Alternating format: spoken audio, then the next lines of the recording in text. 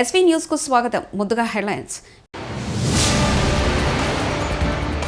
చేతిలో కెమెరా, ముందు సింహం, ప్రధాని మోదీ సఫారీ.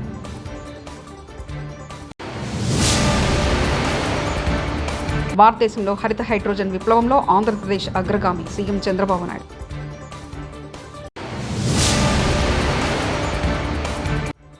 ఏపీ శాసనమండలిలో బొత్సకు అచ్చెన్నాయుడి కౌంటర్.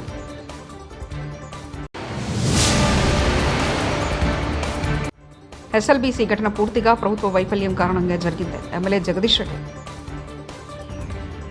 ప్రధానమంత్రి నరేంద్ర మోదీ గుజరాత్ పర్యటనలో ఉన్నారు. సోమవారం ప్రపంచ వన్యప్రాణుల దినోత్సవం సందర్భంగా ప్రధాని మోదీ జునాగఢ్ జిల్లాలోని గిర్ జాతీయ ఉద్యానవనంలో జంగిల్ సఫారీని ఆస్వాదించారు. ఆదివారం రాత్రి గిర్ జాతీయ ఉద్యానవనంలో ఉన్న రాష్ట్ర అటవీ శాఖ అతిథి గృహం సింగ్ సదన్కు ప్రధాని మోదీ చేరుకున్నారు. రాత్రి విశ్రాంతి తర్వాత సోమవారం ఉదయం జంగిల్ సఫారీకి వెళ్లారు.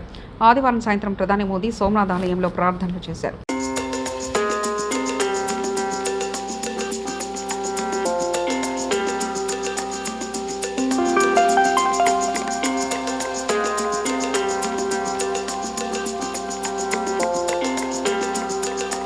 ఆంధ్రప్రదేశ్ గౌరవనీయులైన ముఖ్యమంత్రి శ్రీ నారా చంద్రబాబు నాయుడు తిరుపతిలోని రాక్ మన్ ఇండస్ట్రీలో హీరో ఫ్యూచర్ ఎనర్జీస్ యొక్క మొట్టమొదటి రకం గ్రీన్ హైడ్రోజన్ బ్లెండింగ్ ప్లాంట్ను వాస్తవంగా ప్రారంభించారు. ఈ ప్రాజెక్టు పారిశ్రామిక కొలి అనువర్తనాల కోసం పీఎన్జీ, ఎల్పీజీతో ఆకుపచ్చ హైడ్రోజన్ను కలపడం ద్వారా కార్బన్ ఉదర్గాలను గణనీయంగా తగ్గిస్తుంది. ఈ చొరవ ఆంధ్రప్రదేశ్ స్వర్ణాంధ్ర విజన్ 2047 మరియు గ్రీన్ హైడ్రోజన్ ఉత్పత్తి మరియు దత్తత కోసం గ్లోబల్ హబ్గా మారాలంటే రాష్ట్ర నిబద్ధతకు అనుగుణంగా ఉంటుంది.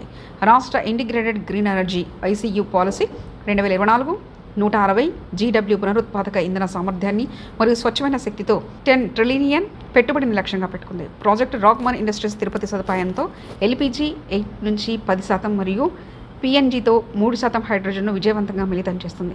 ఇది పెద్ద ఎత్తున పారిశ్రామిక డీకార్బనైజేషన్కు మార్గం సుగమం చేస్తుంది.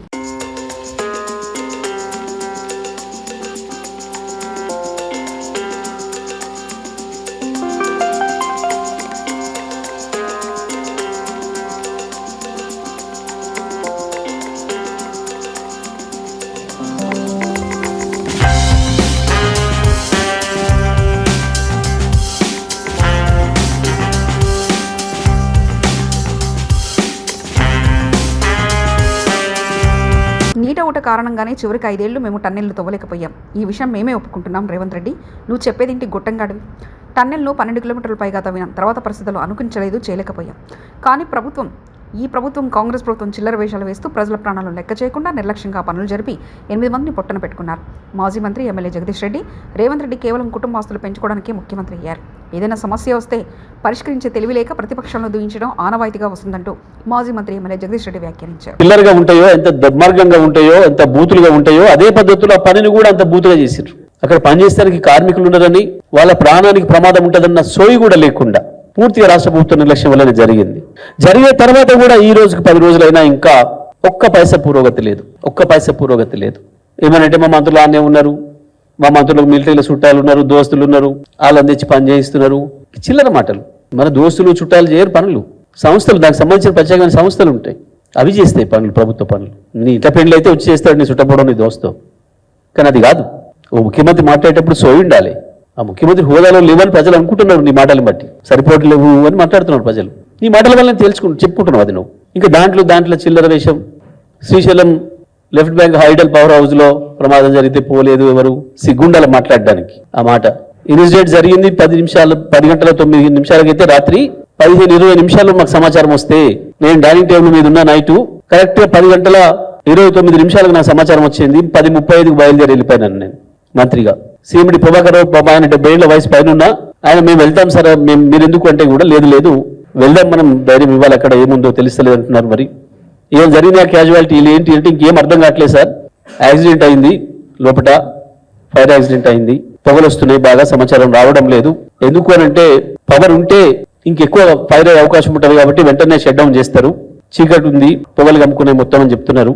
చదువు వెళ్దాం పదని చెప్పి రాత్రి 2:30 చేరుకున్నాం ఆడికి. హెలికాప్టర్ నుంచి ఎస్ఎల్బీసీ టన్నెల్ లోపల చిక్కుకున్న వారిని వీక్షించిన రేవంత్ రెడ్డి.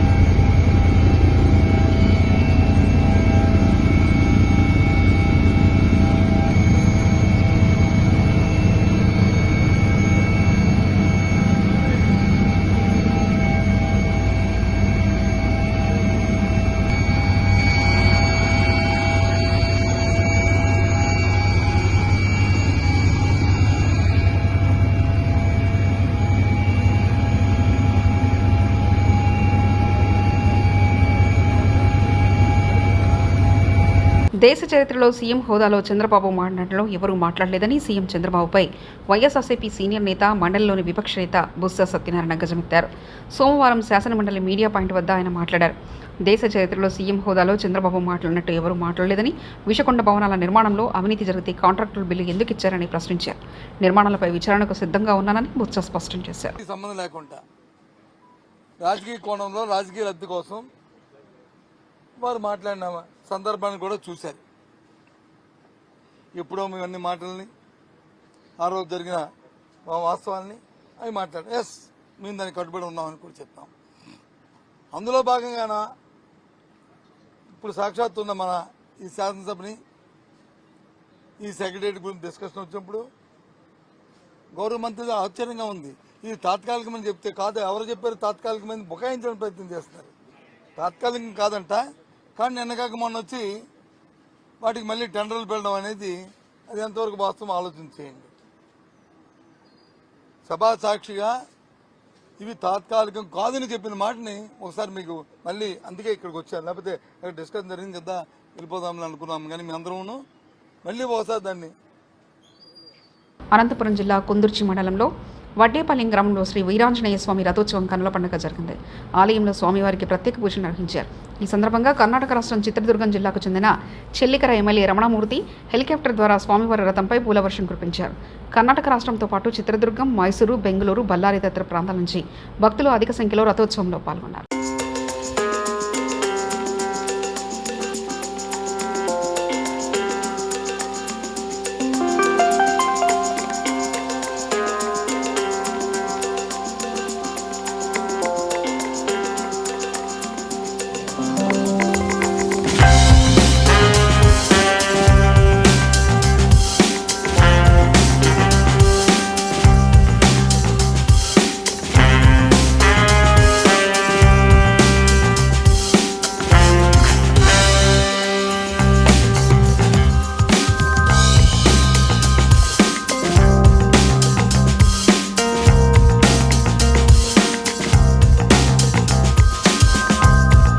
యాదాద్రి భువనగిరి జిల్లా రామన్నపేట మండలంలో ఇస్కిల్లా గ్రామాన్ని ఉదయం 5:30 యాదాద్రి భువనగిరి జిల్లా కలెక్టర్, అదనపు కలెక్టర్ గంగాధర్తో కలిసి ఆకస్మికంగా తనిఖీ చేశారు.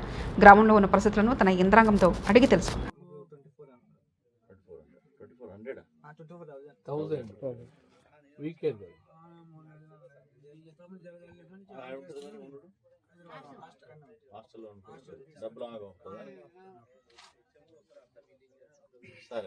ఇంకా మిగతా అడుగుతున్నారు వాళ్ళు. మన ఎక్కువట పశు సంపద ఇక్కడ గొర్రెలు, బర్రెలు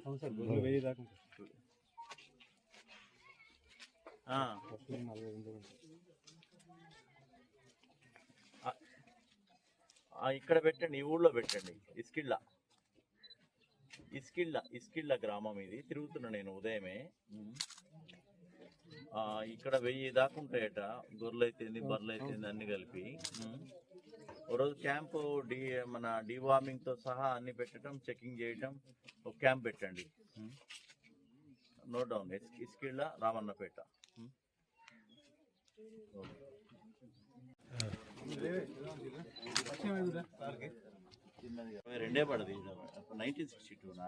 సూర్యాపేట జిల్లా సూర్యాపేటలో సిపిఎం పార్టీ జిల్లా విస్తృత స్థాయి సమావేశంలో పాల్గొన్న పార్టీ రాష్ట్ర కార్యదర్శి జాన్ వెస్లీ మీడియాతో మాట్లాడుతూ, జాన్ వెస్లీ కామెంట్స్ చూద్దాం. కేంద్ర బడ్జెట్లో తెలంగాణకు సరైన కేటాయింపు లేవు. సబ్సిడీలు కుదించి సంక్షేమ పథకాలు కోత పెట్టింది కేంద్రం. రూపాయి ఆదాయం పోతే 25 పైసలు కూడా రావడం లేదు. ఏ ప్రాజెక్టు కూడా జాతీయ హోదా ఇవ్వలేదు. బడ్జెట్ పునఃసమీక్షించి రాష్ట్రానికి నిధులు కేటాయించాలు చేయాలంటూ డిమాండ్ చేశారు. ఏపీ శాసనమండలిలో అధికార విపక్ష సభ్యుల మధ్య వాగ్వాదం జరిగింది. విధ్వంసం అని పదే అంటున్నారని, అది ఏంటో చెప్పాలంటూ వైకాపా నేత బొత్స సత్యనారాయణ డిమాండ్ చేశారు. ఋషికొండ భవన నిర్మాణంలో అవకతవకలు జరిగితే విచారణ చేయించని కోరారు. బొత్స వ్యాఖ్యలకు మంత్రి అచ్చెన్నాయుడు సమాధానమిచ్చారు. కక్ష సాధింపు చర్యలు తమ దరిదాపుల్లో లేవని మంత్రి ఉద్ఘాటించారు. ఈ సందర్భంగా సభలో కాసేపు వారిద్దరి మధ్య మాటల యుద్ధం చోటు చేసుకుంది.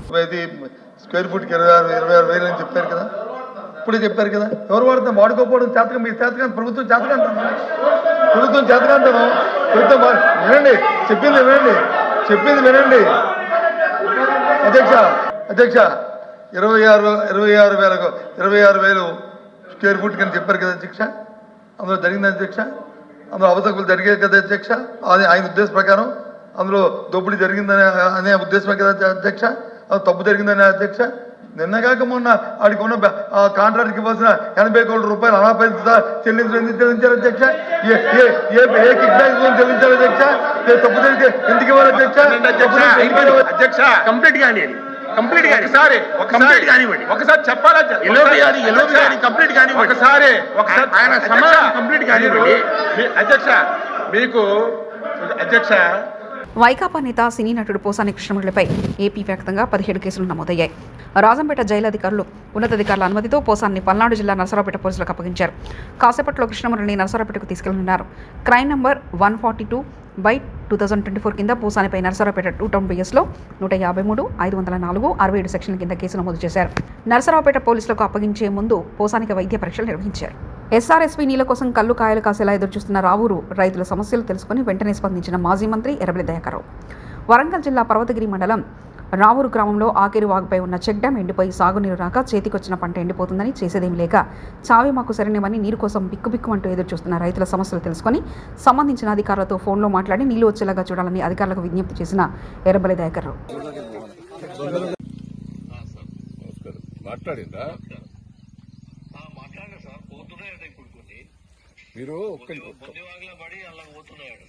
అది వేరే సార్.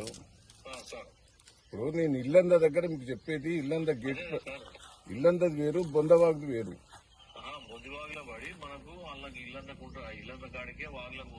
తమ గ్రామానికి రోడ్డు వేయాలని మోకాలపై కూర్చున్న డిప్యూటీ సీఎం పవన్ కళ్యాణ్ వేడుకున్న చిన్నారులు గ్రామస్తులు.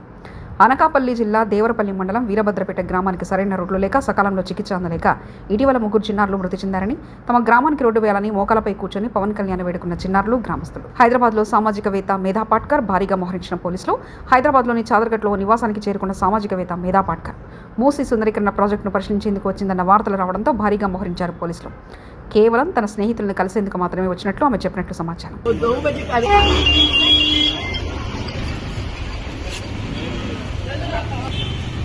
యాదాద్రి శ్రీ లక్ష్మీనరసింహస్వామి బ్రహ్మోత్సవాలలో భాగంగా 3వ రోజు మత్స్యావతారంలో ఆలయ మాడవీధిలో ఊరేగుతూ భక్తులకు దర్శనమిచ్చారు. లక్ష్మీ సమేత నారసింహుడు సోమకాసురుడు అనే రాక్షసుడు వేదాలను అపహరించి సప్త సముద్రాల అడుగున దాగి ఉన్నప్పుడు లోక రక్షణార్థం శ్రీ మహావిష్ణు మత్స్యావతారం దాల్చి వేదం పరిరక్షణ శిష్ట పరిరక్షణ చేశాడు నరసింహుడు. మొదట దాదాపు 2 గంటల పాటు ప్రత్యేక పూజలు నిర్వహించిన పురోహితులు అనంతరం వేద పారాయణాలు వేద పండితుల చేత మహోత్సవాలను కన్నుల పండగగా వినుల విందుగా జరిపించారు.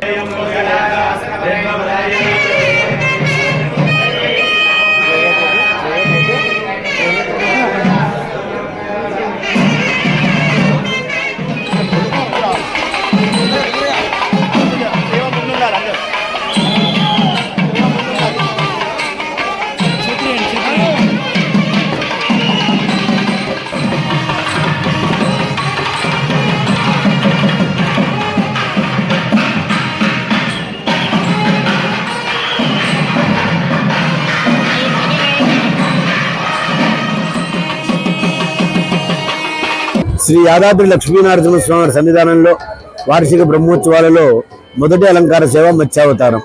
ఈ మత్స్యావతారం మానవుల్లో ఉండబడేటువంటి అజ్ఞానం అనేటువంటి అవిద్య నశించిపోయి సుజ్ఞానం కలిగి సువిజ్ఞానం కలిగి ఈ సమాజోద్ధరణ అందరికీ కలగాలనే దానికి ప్రతీకగా అర్థాన్ని పరమార్థాన్ని కల్పిస్తూ భక్తులందరికీ కూడా స్వామివారు మత్స్యావతారంలో దర్శనాన్ని అనుగ్రహించినారు.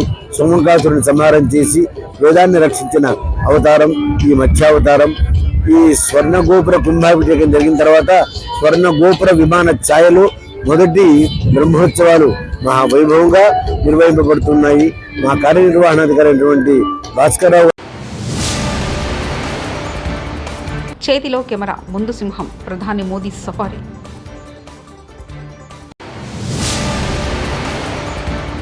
భారతదేశంలో హరిత హైడ్రోజన్ విప్లవంలో ఆంధ్రప్రదేశ్ అగ్రగామి, సీఎం చంద్రబాబు నాయుడు.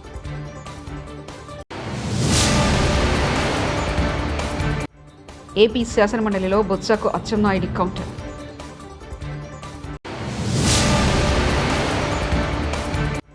ఎస్ఎల్బీసీ ఘటన పూర్తిగా ప్రభుత్వ వైఫల్యం కారణంగా జరిగింది, ఎమ్మెల్యే జగదీష్ రెడ్డి. ఇవి బులెటిన్ విశేషాలు. చూస్తూనే ఉండండి ఎస్వీ న్యూస్.